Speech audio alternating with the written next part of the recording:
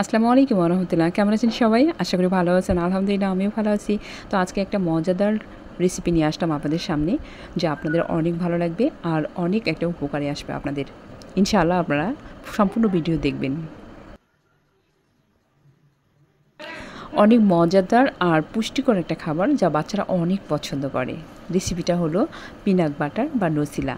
তো এই নসিলাটা মানে বাসায় বানানো যে এত ইজি, সেটা আগে জানতাম না। যখন বানানোর পর বুঝলাম যে কতটা ইজি।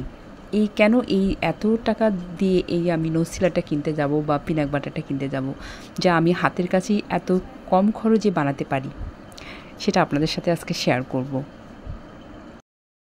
প্রথমে আমি বাদামগুলো ভালোভাবে ভেজে নিয়েছি, মানে আস্তে আস্তেই ভেজে নিয়েছি, অল্প জালে বাদামগুলো সুন্দর করে আমি ভেজে নিয়েছি অল্প অল্প করে। তারপরে আমি এগুলোকে খোসাগুলো ছাড়িয়ে নিয়েছি, মানে লাল খোসাটা আর কি। তো এই সম্পূর্ণ খোসাটা ছিলে আমি সাদা করে নিয়েছি। তারপর এগুলোকে আমি ব্লেন্ড করে নিয়েছি, আস্তে আস্তেই করেছি ব্লেন্ডটা। তারপর দেখতেছি যে কিভাবে কি হচ্ছে। তারপরে সম্পূর্ণ আস্তে আস্তে করে ব্লেন্ড করার পরে দেখবেন যে এর মধ্যে থেকে তেল বের হয়ে আসছে বাদামগুলোর মধ্যে থেকে। তারপরে দিয়ে দিলাম আমি আইস সুগার বা পিসানো চিনি, গুঁড়ো করা আলাদা করে করেছি চিনিগুলোকে আমি, সেগুলো আমি দিয়ে দিলাম। আপনার অনুযায়ী মিষ্টি অনুযায়ী দিবেন, আপনারা যে মিষ্টি খান আর কি, আপনার বাচ্চারা যেরকম মিষ্টি পছন্দ করে। তো আমি সেই অনুযায়ী আমি যে যতটুকু মিষ্টি খাই, আমার বাচ্চারা যতটুকু খায় ততটুকু আমি আইস সুগার দিয়েছি। তারপর অ্যাড করেছিলাম সাদা তেল, আর দিয়েছিলাম চকলেট। তো চকলেটটাও পরিমাণ মতো দিয়েছি, আমার বাচ্চারা যেভাবে খায় সেভাবে দিয়েছি। সম্পূর্ণ পরিমাপ করে দিয়ে তারপর দেখবেন যে আস্তে আস্তে একটা কালার চলে আসছে, আর গন্ধটা একটা অন্যরকম। কী আর বলবো, আপনারা তো বুঝতে পারবেন না, যখন বানাবেন তো ইনশাল্লাহ তখন বুঝতে পারবেন যে কী রকম একটা স্মেল চলে আসছে, আর একটা মানে কালারটাও অনেক সুন্দর মাশাআল্লাহ। তো আমি যে বানানোটা যে এত ইজি, আমি বানানোর পর বুঝলাম যে এই নসিলাটা বানানো কতটা ইজি।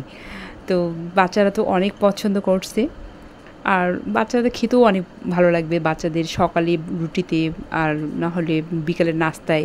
তো এই খাবারটা আপনার স্বাস্থ্যের জন্যও ভালো, আর বাসায় বানানো তো যে কতটা হেলদি, তো সেটা আপনার বাসায় বানালেই বুঝতে পারবেন। তো আলহামদুলিল্লাহ আমার পিনাট বাটারটা এত মজাদার হয়েছে, আর কি আর বলবো। তো অনেক মজাদার একটা রেসিপি, তো ইনশাল্লাহ আপনারা বাসায় ট্রাই করবেন। আলহামদুলিল্লাহ আমার পিনাট বাটারটা একদম কমপ্লিট হয়ে গেছে। তো এখন একটা কোরআনের অসাধারণ একটা আয়াত শেয়ার করবো আপনাদের সাথে। আয়াতটা হচ্ছে জুফরুফের 67 নং আয়াতে আছে, পরহেজগার বন্ধু ছাড়া অন্য সকল বন্ধু কিয়ামতের দিনে আপনার শত্রু হয়ে যাবে। আল্লাহু আকবার, আল্লাহু আকবার। আমরা এমন বন্ধু বানাবো না যে বন্ধু আমাদের কিয়ামতের দিনে শত্রু হয়ে যাবে। আমরা এমন বন্ধু বানাবো আর এমন বন্ধু উঠা বসা করব বন্ধুদের সাথে, যে আমাদের কিয়ামতের দিনে সাথী হয়ে যায়, বন্ধু হয়ে থাকে। তো একটা হাদিসে একটা কথা আছে যে আপনি যখন কয়লাওয়ালার সাথে থাকবেন, কয়লার কিন্তু কালি লাগবেই, আর যখন আপনি আতরওয়ালার সাথে থাকবেন, আতরের সুবাস কিন্তু আপনার গায়ে লাগবেই। তাই বলছি, শুধু একটা কথাই বলি যে আমরা যখন একজন নামাজি, পরেজগার আর ইমানদার লোকের সাথে উঠা বসা করব, তাহলে কিন্তু আমরা নামাজের কথা, ইমানের কথাই শুনব, আর তার সুবাস কিন্তু আমাদের সবসময় লাগবে, সবসময় থাকবে। তাই আমলের পাল্লা ভারী করতে গেলে তাদের সাথে, ইমানদার লোকদের সাথে কিন্তু আমাদের উঠা বসা করতে হবে। তাহলে আমাদের সবাইকে বোঝার তৌফিক দান করুক। ভালো থাকবেন, সুস্থ থাকবেন।